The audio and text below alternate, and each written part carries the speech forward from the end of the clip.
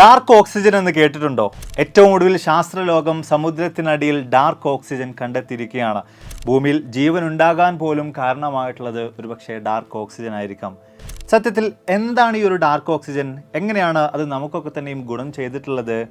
വിശദമായി തന്നെ ഈ കാര്യങ്ങളെക്കുറിച്ച് പരിശോധിക്കാം. Welcome back to F world. അഫ്ലു ഹിയർ.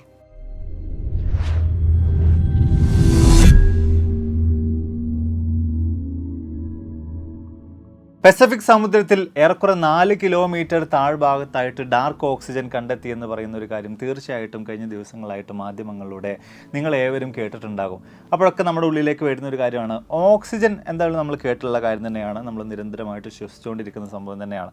പക്ഷേ എന്താണ് ഈ ഒരു ഡാർക്ക് ഓക്സിജൻ അല്ലെങ്കിൽ ഇരുണ്ട ഓക്സിജൻ? അതിനെക്കുറിച്ച് കൃത്യമായിട്ട് നമുക്ക് മനസ്സിലാകണമെന്നുണ്ടെങ്കിൽ യഥാർത്ഥത്തിൽ നമ്മൾ ഈ ശ്വസിച്ചുകൊണ്ടിരിക്കുന്ന ഓക്സിജനെ കുറിച്ച് നമ്മളൊന്ന് മനസ്സിലാക്കേണ്ടതുണ്ട്. നമുക്കറിയാം, നമ്മൾ ചെറിയ ക്ലാസ്സുകൾ മുതൽക്കേ തന്നെ പഠിച്ചു വന്നിട്ടുള്ള കാര്യമാണ്, നമുക്ക് ചുറ്റുമുള്ള മരങ്ങളിൽ നിന്ന് നമുക്ക് ധാരാളമായിട്ട് ഓക്സിജൻ ലഭിക്കുന്നുണ്ട്. ഈ മരങ്ങളിൽ, ചെടികളിലൊക്കെ തന്നെയും അവയുടെ ഇലകളിലേക്ക് പ്രകാശം വന്ന് പതിക്കുമ്പോൾ അവിടെ ഫോട്ടോസിന്തസിസ്, പ്രകാശ സംശ്ലേഷണം നടക്കുന്നുണ്ട്. അതിൻ്റെ ഒരു ബൈ പ്രൊഡക്റ്റ് എന്നോണം ഈ ചെടികളും മരങ്ങളൊക്കെ തന്നെയും ഓക്സിജൻ പുറത്തേക്ക് വിടുന്നുണ്ടല്ലേ. അത് ഭൂമിയിലെമ്പാടും അങ്ങനെ വ്യാപിക്കുന്നുണ്ട്. നമ്മളൊക്കെ തന്നെയും അത് കാര്യമായ നിലയിൽ തന്നെ ശ്വസിച്ചുകൊണ്ടിരിക്കുന്നുണ്ട്. പക്ഷേ മരങ്ങളിൽ നിന്ന് മാത്രമാണോ പ്രധാനമായിട്ടും നമുക്കൊക്കെ തന്നെയും നമ്മുടെ ജീവൻ നിലനിർത്താൻ നമ്മളെ സഹായിക്കുന്ന ഓക്സിജൻ ലഭിച്ചുകൊണ്ടിരിക്കുന്നത്? അല്ലെങ്കിൽ മറ്റൊരു രീതിയിൽ നോക്കുകയാണെങ്കിൽ ഭൂമിയിലെ മരങ്ങളെല്ലാം തന്നെ നശിച്ചു പോയി കഴിഞ്ഞാൽ ഭൂമിയിൽ പിന്നെ ഓക്സിജൻ ഉണ്ടാകില്ലേ? നമുക്കൊന്നും ഓക്സിജൻ ശ്വസിക്കാൻ കിട്ടില്ലേ? ഈ ഒരു കാര്യത്തെക്കുറിച്ച് വിശദമായിട്ട് പരിശോധിച്ച് നോക്കുമ്പോൾ ഭൂമിയിൽ ആകെ മൊത്തമുള്ള ഓക്സിജനിൽ ഏറെക്കുറെ 28 മുതൽ 30% മാത്രമേ മരങ്ങളിൽ നിന്നും ചെടികളിൽ നിന്നൊക്കെ തന്നെയും നമുക്ക് ലഭിക്കുന്നുള്ളൂ. ബാക്കി വരുന്ന 70% ഭൂമിയിലെ ഓക്സിജനെയും പ്രൊഡ്യൂസ് ചെയ്യുന്നത് കടലിലുള്ള ചില വിരുദ്ധന്മാരാണ്. കടലിലെ സൂക്ഷ്മജീവികൾ, ഫോട്ടോ പ്ലാങ്ക്ടൻസ്, അതുപോലെ തന്നെ സൈനോബാക്ടീരിയസ്, ഇവയൊക്കെ തന്നെയാണ് പ്രധാനമായിട്ടും ഭൂമിയിലേക്ക് വലിയ തോതിൽ തന്നെ ഓക്സിജനെ സംഭാവന ചെയ്യുന്നത്. ഇവിടെയും നടക്കുന്നത് പ്രകാശ സംശ്ലേഷണം തന്നെയാണ്. ഈ ജീവികളുടെ ശരീരത്തിലേക്കൊക്കെ തന്നെയും സൂര്യപ്രകാശം പതിക്കുന്ന അവസരത്തിൽ ആ സൂര്യപ്രകാശത്തെയും കാർബൺ ഡയോക്സൈഡിനെയും അവർക്ക് പ്രവർത്തിക്കാൻ ആവശ്യമായിട്ടുള്ള എനർജിയായിട്ട് ഇവയൊക്കെ തന്നെയും കൺവേർട്ട് ചെയ്യുന്നുണ്ട്. അതിൻ്റെ ഭാഗമായിട്ട് അവിടെയും ഓക്സിജൻ പ്രൊഡ്യൂസ് ചെയ്യപ്പെടുന്നുണ്ട്. ഈ ജീവികളിൽ നിന്ന് വലിയ തോതിൽ തന്നെ ഓക്സിജൻ പുറത്തേക്ക് നമ്മുടെ പ്രപഞ്ചത്തിലേക്ക്, നമ്മുടെ ഭൂമിയുടെ ഉപരിതലത്തേക്ക് എത്തിച്ചേരുന്നുണ്ട്. അതായത് മറ്റൊരു രീതിയിൽ പറയുകയാണെങ്കിൽ കടലിലുള്ള ഈ ജീവികൾ കാരണം തന്നെയാണ് ഭൂമിയിൽ ഏറ്റവും അധികം ഓക്സിജൻ പ്രൊഡ്യൂസ് ചെയ്യപ്പെടുന്നത്. ഒരുപക്ഷെ നിങ്ങൾ ചില ആളുകൾക്കൊക്കെ തന്നെയും ഇതൊരു പുതിയ അറിവായിരിക്കും, ആദ്യമായിട്ടായിരിക്കും ഈ കാര്യങ്ങളെക്കുറിച്ച് നിങ്ങളിൽ പല ആളുകളും കേൾക്കുന്നത്. കാലാകാലങ്ങളായിട്ട് നമ്മൾ ഏവരും കേട്ട് മനസ്സിലാക്കി പഠിച്ചു വന്നിട്ടുള്ള കാര്യങ്ങളൊക്കെ തന്നെയും മരം നമുക്ക് ഓക്സിജൻ തരുന്നു എന്നും മരം നമുക്ക് ജീവവായു തരുന്നു എന്നതൊക്കെ തുടങ്ങിയിട്ടുള്ള കാര്യങ്ങളാണ്. പക്ഷേ ഇതാണ് ഇതിൻ്റെ ഒരു യാഥാർത്ഥ്യം. അപ്പോൾ കൃത്യമായ നിലയിൽ തന്നെ കാര്യങ്ങളെക്കുറിച്ചൊക്കെ തന്നെ നിങ്ങൾക്ക് ഒരു ധാരണ ലഭിച്ചു. ഓക്സിജൻ എങ്ങനെയാണ് ഉണ്ടാകുന്നതിനെ കുറിച്ചൊക്കെ തന്നെ നിങ്ങൾക്ക് മനസ്സിലായിട്ടുണ്ടാകും വിചാരിക്കുന്നു. ഇവിടെയൊക്കെ തന്നെയും ഈ ഒരു ഫോട്ടോസിന്തസിസ് നടക്കുമ്പോൾ തന്നെയാണ് പ്രധാനമായിട്ടും ഓക്സിജൻ അവിടെ പ്രൊഡ്യൂസ് ചെയ്യപ്പെടുന്നത്. പക്ഷേ ഇവിടെ നമ്മൾ കടലിൻ്റെ കാര്യത്തിലേക്ക് നോക്കുമ്പോൾ അവിടെ മറ്റൊരു കാര്യം നമുക്ക് കാണാൻ സാധിക്കുന്നുണ്ട്. കടലിൻ്റെ ഉപരിതലത്തിലൊക്കെ നമ്മൾ നോക്കുമ്പോൾ സൂര്യപ്രകാശം വന്ന് പതിക്കുന്നുണ്ട്. അവിടെയൊക്കെ തന്നെ ഈ സൂക്ഷ്മജീവികൾ ഓക്സിജൻ പ്രൊഡ്യൂസ് ചെയ്യുന്നുണ്ട്. അത്തരം കാര്യങ്ങളൊക്കെ തന്നെ സംഭവിക്കുന്നുണ്ട്. അതിൻ്റെ അനന്തരഫലമായിട്ട് കടലിൽ ധാരാളം ജീവജാലങ്ങളുണ്ട്, അവർക്കൊക്കെ തന്നെയും ഓക്സിജൻ ലഭിക്കുന്നുണ്ട്. എന്നാൽ കടലിൻ്റെ ആഴങ്ങളിലേക്ക് പോകുന്ന അവസരത്തിൽ സൂര്യപ്രകാശം എത്താത്ത ചില സ്ഥലങ്ങളിലേക്ക് പോലും നമുക്ക് എത്തിച്ചേരാൻ സാധിക്കുന്നുണ്ട്. അതായത് കടലിൻ്റെ കിലോമീറ്ററുകൾക്ക് താഴ്ഭാഗത്തേക്ക് നമ്മൾ പോകുമ്പോൾ അവിടെ ഒന്നും നമുക്ക് സൂര്യപ്രകാശം എത്തുന്നതായിട്ട് കാണാൻ സാധിക്കില്ല. അങ്ങോട്ടേക്കൊന്നും തന്നെ സൂര്യപ്രകാശം എത്തുന്നില്ല. സ്വാഭാവികമായിട്ടും അവിടെ ഫോട്ടോസിന്തസിസ് നടക്കുന്നില്ല. പക്ഷേ ഈ പ്രദേശത്തൊക്കെ നോക്കുമ്പോൾ കൂരാക്കൂരിരുട്ടായിട്ടുള്ള കടലിൻ്റെ ഒരുപാടധികം ആഴങ്ങളിൽ നോക്കുകയാണെങ്കിൽ പോലും അവിടെ നമുക്ക് വ്യത്യസ്ത തരത്തിലുള്ള ജീവജാലങ്ങളെ കാണാൻ സാധിക്കാറുണ്ട്. തീർത്തും വിരൂപികളായിട്ടുള്ള പലതരത്തിലുള്ള ജീവികൾ കടലിൻ്റെ കിലോമീറ്ററുകൾക്ക് താഴ്ഭാഗത്തായിട്ട് ഇന്നും ജീവിച്ചുകൊണ്ടിരിക്കുന്നുണ്ട്. ഒരു എക്കോസിസ്റ്റം തന്നെ അവിടെ നിലനിൽക്കുന്നുണ്ട്. അപ്പോൾ എങ്ങനെയാണ് ഇത്രയധികം പ്രഷറിൽ നിലകൊള്ളുന്നത് എന്നൊക്കെയുള്ളത് വലിയ തോതിൽ നമ്മൾ അത്ഭുതപ്പെടുത്തുന്ന കാര്യങ്ങൾ തന്നെയാണ്. കടലിൻ്റെ കിലോമീറ്ററുകൾക്ക് താഴ്ഭാഗത്തേക്ക് നമ്മൾ പോകുമ്പോൾ അവിടെ പ്രഷർ നമ്മൾ ചിന്തിക്കുന്നതിനേക്കാളൊക്കെ ഒരുപാട് അപ്പുറമാണ്. അതായത് ചെറിയ ₹1 കോയിന് മുകളിൽ 100-200 ആനകൾ കയറി നിന്ന് കഴിഞ്ഞാൽ ഉണ്ടാകുന്ന ഒരു പ്രഷറില്ലേ, നിങ്ങൾക്ക് അവർക്ക് ഊഹിക്കാൻ പറ്റുമല്ലോ. അപ്പോൾ അത്തരത്തിലുള്ള പ്രഷർ, അതിനേക്കാൾ കൂടുതൽ പ്രഷറൊക്കെ ആയിരിക്കും കടലിൻ്റെ കിലോമീറ്ററുകൾക്ക് താഴ്ഭാഗത്തേക്ക് നമ്മൾ പോകുന്ന അവസരത്തിൽ അവിടെയൊക്കെ തന്നെയും അനുഭവപ്പെടുക. അപ്പോൾ ഇത്തരം പ്രഷറുകളൊക്കെ തന്നെയും അതിജീവിച്ചുകൊണ്ട് ഈ ജീവജാലങ്ങൾ അവിടെ നിലകൊള്ളുന്നുണ്ട്. അവയുടെ പ്രത്യേക തരത്തിലുള്ള അനാറ്റോമിക്കൽ സ്ട്രക്ചർ കൊണ്ടും അവരുടെ ശരീരത്തിലുള്ള പ്രോട്ടീൻ, അതേപോലെ തന്നെ മോളിക്യൂൾസ് എന്നിവ കൊണ്ടൊക്കെ തന്നെയാണ് അവർക്ക് ഇത്തരത്തിലുള്ള വലിയ പ്രഷറിനെ പോലും അതിജീവിച്ചുകൊണ്ട് അവിടെ ജീവനോടെ നിലകൊള്ളാൻ സാധിക്കുന്നത്. പക്ഷേ ഇത്തരത്തിൽ ജീവജാലങ്ങൾ പ്രഷറിനെ അതിജീവിച്ച് അവിടെ നിലകൊള്ളുന്നുണ്ടെങ്കിൽ പോലും അവക്കും ഓക്സിജൻ അനിവാര്യമാണ്. അങ്ങനെയാണെങ്കിൽ പിന്നെ ഇത്രയധികം താഴ്ഭാഗത്തേക്ക് എങ്ങനെയാണ് ഓക്സിജൻ ലഭിക്കുന്നത്? എങ്ങനെയാണ് ഈ ജീവജാലങ്ങളൊക്കെ തന്നെയും അവിടെ ജീവൻ നിലനിർത്തുന്നത്? വളരെ ഇൻട്രസ്റ്റിംഗ് ആയിട്ടുള്ളൊരു ചോദ്യം തന്നെയാണല്ലേ. പക്ഷേ നമ്മൾ കടലിൻ്റെ ഒരുപാടധികം താഴ്ഭാഗത്തേക്ക് ഇങ്ങനെ പോകുന്ന അവസരത്തിൽ താഴ്ഭാഗത്ത് നിന്നായിട്ട് കുമിളകൾ പലപ്പോഴും പൊങ്ങി വരുന്നതൊക്കെ കാണാറുണ്ട്. അപ്പം അതുമായി ബന്ധപ്പെട്ടുണ്ടായിരുന്ന ഇത്രയും കാലം ഉണ്ടായിരുന്ന ചില അനുമാനങ്ങൾ, ഒന്ന് എന്തെങ്കിലും കെമിക്കൽ റിയാക്ഷൻസ്, ന്യൂക്ലിയർ റിയാക്ഷൻസ് ഒക്കെ കടലിന് അടിഭാഗത്ത് വെച്ചുകൊണ്ട് എന്തെങ്കിലും മെറ്റീരിയൽസ് കാരണമായിട്ട് സംഭവിക്കുന്നുണ്ടാകും, ഒരു പക്ഷേ അങ്ങനെ ഉണ്ടാകുന്നതായിരിക്കും. അതല്ലെങ്കിൽ ബയോളജിക്കലി എങ്ങനെയെങ്കിലുമൊക്കെ ഓക്സിജൻ പ്രൊഡ്യൂസ് ചെയ്യപ്പെടുന്നതാകും. അങ്ങനെ തുടങ്ങിയിട്ടുള്ള ചില ചിന്തകളാണ്, ഇത്തരത്തിലുള്ള ചില ഹൈപ്പോത്തിസിസ് ആണ്. പിന്നെ അതിൽ തന്നെ പ്രത്യേകിച്ച് നമ്മൾ നോക്കുമ്പോൾ ഏറ്റവും അധികം ആളുകൾ ആധികാരികതയോടുകൂടി തന്നെ പറഞ്ഞിട്ടുണ്ടായിരുന്നു, വിശ്വസിച്ചിട്ടുണ്ടായിരുന്ന ഒരു കാര്യം, കടലിൻ്റെ ഒരുപാടധികം താഴ്ഭാഗത്തേക്ക് ഓക്സിജൻ എത്തുന്നത് ഈ കടൽ ജലത്തിൻ്റെ മൂവ്മെൻറ്റ് കാരണമായിട്ടാണ്. പ്രത്യേകിച്ച് തെർമോഹലൈൻ സർക്കുലേഷൻ മുഖാന്തരമാണ് കടലിന് അടിഭാഗത്തേക്ക് ഓക്സിജൻ എത്തുന്നതെന്ന് പറയുന്നൊരു കാര്യമാണ്. എന്താണ് അതെന്ന കാര്യത്തെക്കുറിച്ച് നോക്കുമ്പോൾ വളരെ സിമ്പിളായിട്ട് ഞാൻ പറഞ്ഞുതരാം. അതായത് ഈ തണുത്ത വെള്ളത്തിൽ കൂടുതലായിട്ട് ഓക്സിജൻ ഡിസോൾവ് ചെയ്യാനുള്ള സാധ്യതകളുണ്ട്. പോരാത്തതിന് തണുത്ത വെള്ളത്തിൻ്റെ ഡെൻസിറ്റി കൂടുതലാണ്. അതുകൊണ്ടൊക്കെ തന്നെയും ഓക്സിജൻ കൂടുതൽ അടങ്ങിയിട്ടുള്ള ഈ തണുത്ത വെള്ളം താഴ്ഭാഗത്തേക്ക് മൂവ് ചെയ്യാനുള്ള സാധ്യതകളുണ്ട്. അതിനനുസരിച്ച് തന്നെ ചൂട് കൂടിയിട്ടുള്ള വെള്ളം നേരെ മുകൾ ഭാഗത്തേക്കും മൂവ് ചെയ്യുന്നതായിരിക്കും. അപ്പോൾ ഒരു വെള്ളത്തിൻ്റെ ഒരു ചലനം അവിടെ പോസിബിൾ ആകുന്നുണ്ട്. ഗ്ലോബലി തന്നെ നോക്കുകയാണെങ്കിൽ ഈ ഒരു ചലനം, ഇത്തരത്തിലുള്ള ഈ ഒരു തെർമോഹലൈൻ സർക്കുലേഷൻ എല്ലാ കാലത്തും നടന്നുകൊണ്ടിരിക്കുന്നുണ്ട്. അപ്പോൾ ഇതിൻ്റെ ഭാഗമായിട്ട് തന്നെയാണ് കടലിന് അടിഭാഗത്തേക്ക് കൂടെ ഓക്സിജൻ എത്തുന്നത് എന്ന നിലക്കാണ് നമ്മൾ കാര്യമായ നിലയിൽ തന്നെ വിശ്വസിച്ച് വന്നിട്ടുണ്ടായിരുന്നത്. എന്നാൽ ഈ അടുത്ത കാലങ്ങളായിട്ട് സമുദ്രത്തെക്കുറിച്ചും സമുദ്രജലത്തെക്കുറിച്ചും പഠിക്കുന്ന, അതുപോലെ തന്നെ സമുദ്രജീവികളെക്കുറിച്ചൊക്കെ പഠിക്കുന്ന ഏതാനും ഗവേഷകർ ബെന്തിക് ചാമ്പറുകൾ ഉപയോഗിച്ചുകൊണ്ട് പസഫിക് സമുദ്രത്തിൻ്റെ ഏറെക്കുറെ 4 കിലോമീറ്ററുകൾക്ക് താഴ്ഭാഗത്തായിട്ട് ചില എക്സ്പെരിമെൻറ്റുകൾ നടത്തുകയുണ്ടായി. മണിക്കൂറുകളോളം നീണ്ടു നിന്നിട്ടുണ്ടായിരുന്ന ഒരു എക്സ്പെരിമെൻ്റാണ്.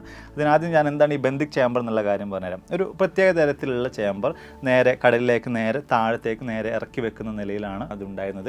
അതിന് നമ്മൾ നോക്കുകയാണെങ്കിൽ എല്ലാ ഭാഗവും ഫുൾ കവർ ചെയ്തിട്ട് താഴ്ഭാഗം മാത്രം ഓപ്പൺ ആയിട്ടുള്ള നിലയിലാണ് ചേമ്പർ ഉള്ളത്. അപ്പോൾ ഇത് നേരെ കടലിൻ്റെ അടിഭാഗത്ത് നേരെ കൊണ്ടുപോയിട്ട് നമ്മൾ ഇറക്കി വെക്കുന്ന നിലയിലായിരുന്നു അതുണ്ടായിരുന്നത്. അതിനുശേഷം പിന്നീട് ആ കടൽ ജലത്തിലുള്ള ഓക്സിജൻ, അതിലുള്ള സൂക്ഷ്മജീവികൾ, അവയെക്കുറിച്ചൊക്കെ പഠിക്കുന്ന നിലയിലാണ് ഈ ഒരു എക്സ്പെരിമെൻറ്റ് മറ്റൊക്കെ കണ്ടക്ട് ചെയ്തിട്ടുണ്ടായിരുന്നത്. അപ്പം വിശദമായിട്ട് ആ ചേമ്പറിനകത്തുള്ള വെള്ളത്തെക്കുറിച്ച് നമ്മൾ പഠിക്കുമ്പോൾ ഇത്തരത്തിൽ ഈ ഒരു സർക്കുലേഷനും മറ്റൊക്കെ കാരണമാണ് കടലിന് അത്രയും താഴ്ഭാഗത്തേക്ക് ഓക്സിജൻ എത്തുന്നത് എങ്കിൽ ആ ചേമ്പറിനകത്തുള്ള വെള്ളത്തിൽ അതിലുള്ള സൂക്ഷ്മജീവികളൊക്കെ ഒരുപാട് സമയം അതിലെ ഓക്സിജനൊക്കെ തന്നെയും എടുക്കുന്നത് കാരണമായിട്ട് പതിയെ ആ വെള്ളത്തിലെ ഓക്സിജൻ്റെ അളവ് കുറഞ്ഞു വരേണ്ടതാണ്. അത്തരം ഒരു കാര്യം തന്നെയാണ് റിസർച്ചേഴ്സ് എല്ലാവരും തന്നെ ഒരുപോലെ എക്സ്പെക്റ്റ് ചെയ്തിട്ടുണ്ടായിരുന്നത്.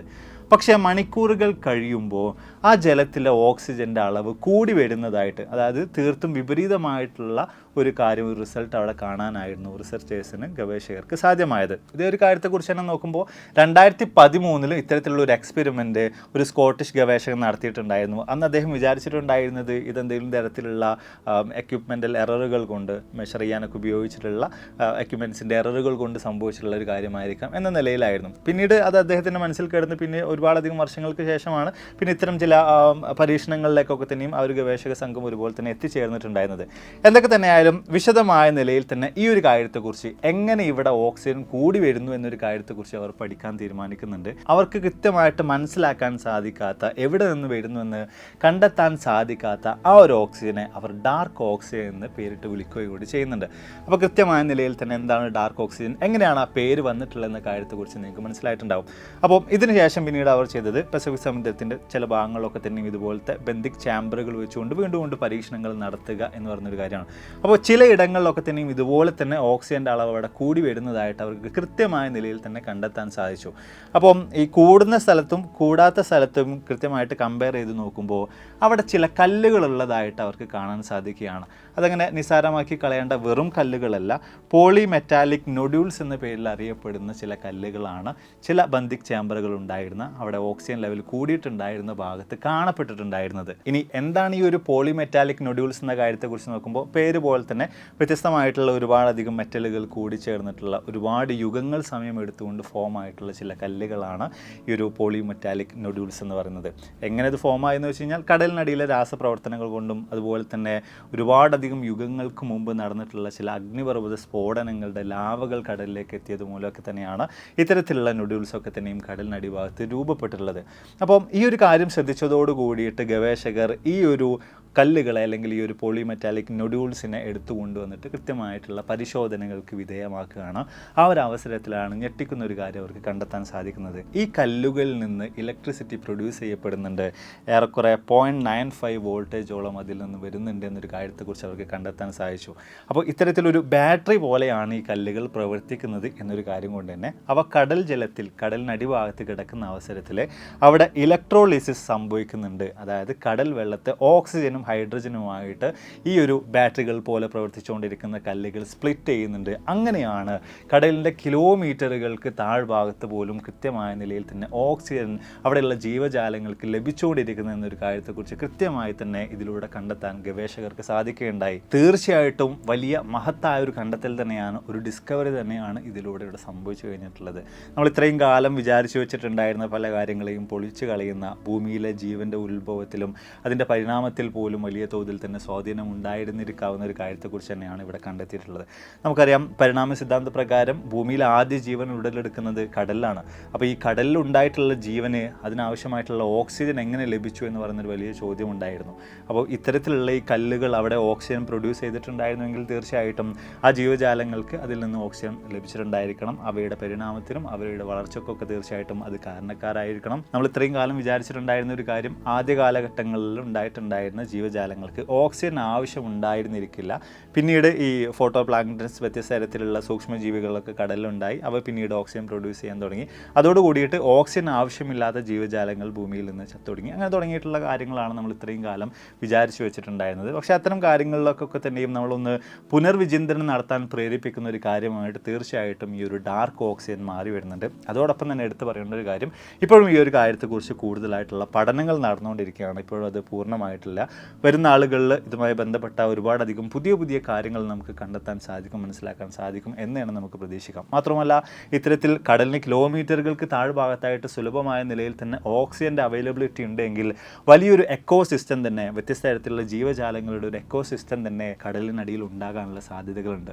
നമ്മളെപ്പോഴും പറയുന്ന ഒരു കാര്യമാണ്, കടലുമായി ബന്ധപ്പെട്ട് അതിൻ്റെ ഏറെക്കുറെ 5% മാത്രമേ നമ്മൾ കൃത്യമായിട്ട് പഠനങ്ങൾ നടത്തി എല്ലാം കൊണ്ടും മനസ്സിലാക്കി വെച്ചിട്ടുള്ളൂ. ഇനിയും നമ്മൾ കണ്ടെത്താത്ത, മനസ്സിലാക്കാത്ത ഒരുപാടധികം സംഹിതകൾ, ഒരുപാടധികം കാര്യങ്ങൾ കടലിനടിഭാഗത്ത് ഇനിയും അങ്ങോട്ട് ഒളിഞ്ഞു കിടക്കുന്നുണ്ട്. ഒരു പക്ഷേ ഇത്തരത്തിലുള്ള പല കാര്യങ്ങളും അതിലേക്കൊക്കെ ഉള്ള വലിയ ചുവടുപടികളായിട്ട് മാറി വരുന്നതായിരിക്കും എന്നാണ് നമുക്ക് തീർച്ചയായും പ്രതീക്ഷിക്കാം. പക്ഷേ ഇവിടെ ഒരു പ്രധാനമായിട്ടുള്ള വെല്ലുവിളിയുണ്ട്, പ്രധാനമായിട്ടുള്ള ഒരു വില്ലനുണ്ട്. അത് ഡീപ്പ് വാട്ടർ മൈനിങ് ആണ്, ഡീപ്പ് സീ മൈനിങ് ആണ്. 1980-കൾ മുതൽക്കേ തന്നെ കടലിനടിഭാഗത്തുള്ള, കിലോമീറ്ററുകൾക്ക് താഴ്ഭാഗത്തുള്ള ഈ ഒരു പോളിമെറ്റാലിക് നൊഡ്യൂളുകളെ നമ്മൾ മൈൻ ചെയ്തുകൊണ്ടിരിക്കുന്നുണ്ട്. ഈ കല്ലുകളിൽ വ്യത്യസ്ത തരത്തിലുള്ള മെറ്റലുകൾ, മഗ്നീഷ്യം, നിക്കൽ, കൊബാൾട്ട് അങ്ങനെ തുടങ്ങിയിട്ടുള്ള വ്യത്യസ്ത തരത്തിലുള്ള മെറ്റൽസൊക്കെ തന്നെയും അടങ്ങിയിട്ടുണ്ട്. അവയൊക്കെ തന്നെയും വേർതിരിച്ച് നമുക്ക് എടുക്കാനും സാധിക്കുന്നുണ്ട്. ഇത്തരത്തിലുള്ള ഈ കല്ലുകൾ എടുക്കുന്നത് കൊണ്ട് ഭൂമിക്കോ അല്ലെങ്കിൽ കടലിനോ യാതൊരു വിധത്തിലുള്ള പ്രശ്നങ്ങളുമില്ല എന്ന് വിചാരിച്ചിട്ടായിരുന്നു നമ്മൾ ഇത്രയും കാലം ആ ഒരു പ്രവൃത്തി ചെയ്തിട്ടുണ്ടായിരുന്നത്. പക്ഷേ ഇത്തരം പല കണ്ടെത്തലുകൾ വരുന്നതോട് കൂടിയിട്ട് ഇനി അങ്ങോട്ട് ഈ ഒരു മൈൻ ചെയ്യുന്ന കാര്യത്തിൽ വ്യത്യസ്ത തരത്തിലുള്ള നിയന്ത്രണങ്ങൾ നമ്മൾ കൊണ്ടുവന്നേ പറ്റൂ. അതല്ല എങ്കിൽ വ്യത്യസ്ത തരത്തിലുള്ള ഒരുപാടധികം പ്രശ്നങ്ങൾ ഇത് കാരണമായിട്ട് കടലിനടിയിലെ എക്കോസിസ്റ്റത്തിന് സംഭവിക്കുന്നതായിരിക്കും. അതിൽ തന്നെ പൂർണ്ണമായിട്ടും ഈ ഒരു കല്ലുകളെ മൈൻ ചെയ്ത് എടുത്തിട്ടുള്ള പ്രദേശത്തും എടുക്കാത്ത പ്രദേശത്തും വെള്ളം കമ്പയർ ചെയ്ത് നോക്കുന്ന അവസരത്തിൽ പൂർണ്ണമായിട്ടും മൈൻ ചെയ്ത് കല്ലുകൾ മാറ്റിയിട്ടുള്ള ഭാഗത്ത് ഒരു സൂക്ഷ്മജീവിയെ പോലും നമുക്ക് കണ്ടെത്താൻ സാധിച്ചിട്ടില്ല എന്ന് തുടങ്ങിയിട്ടുള്ള ചില റിപ്പോർട്ടുകൾ എന്ന് തുടങ്ങിയിട്ടുള്ള ചില കാര്യങ്ങളൊക്കെ തന്നെയും കാണാൻ സാധിക്കുകയുണ്ടായി. അപ്പോൾ അതൊക്കെ തന്നെയും തീർച്ചയായിട്ടും ഈ ഒരു പോളിമെറ്റാലിക് നൊഡ്യൂളുകളുമായിട്ട് വലിയ തോതിൽ ബന്ധപ്പെട്ട് കിടക്കുന്നതാണ്. കടലിനടിയിലെ എക്കോസിസ്റ്റത്തിൻ്റെ കാര്യത്തിൽ വലിയൊരു പങ്ക് തന്നെ ഇവക്കുണ്ട്, ഈ ഒരു കല്ലുകൾക്കുണ്ട് എന്നൊരു കാര്യത്തെക്കുറിച്ച് നമുക്ക് ഇതിലൂടെ മനസ്സിലാക്കാൻ സാധിച്ചിരിക്കുകയാണ്. അപ്പോൾ എന്തായാലും നമ്മൾ വീഡിയോസിലൂടെ വൈൻഡപ്പ് ചെയ്യണം. വളരെ ലളിതമായ നിലയിൽ തന്നെയാണ് ഡാർക്ക് ഓക്സിജനെ കുറിച്ച് നിങ്ങൾക്ക് വിശദീകരിച്ച് നൽകാൻ വേണ്ടി ഞാൻ ശ്രമിച്ചിട്ടുള്ളത്. എല്ലാ കാര്യങ്ങളെക്കുറിച്ചും നിങ്ങൾക്ക് മനസ്സിലായി കാണുമെന്ന് വിചാരിക്കുന്നു. നിങ്ങളുടെ അഭിപ്രായങ്ങൾ എന്ത് തന്നെയായാലും തീർച്ചയായും താഴ്ന്ന് രേഖപ്പെടുത്താൻ മറക്കരുത്. അപ്പോൾ ഇതിൽ നല്ലൊരുപാട് വീഡിയോസുകളുമായിട്ട് കണ്ടുമുട്ടാമെന്ന് പ്രതീക്ഷയോടെ ബൈ.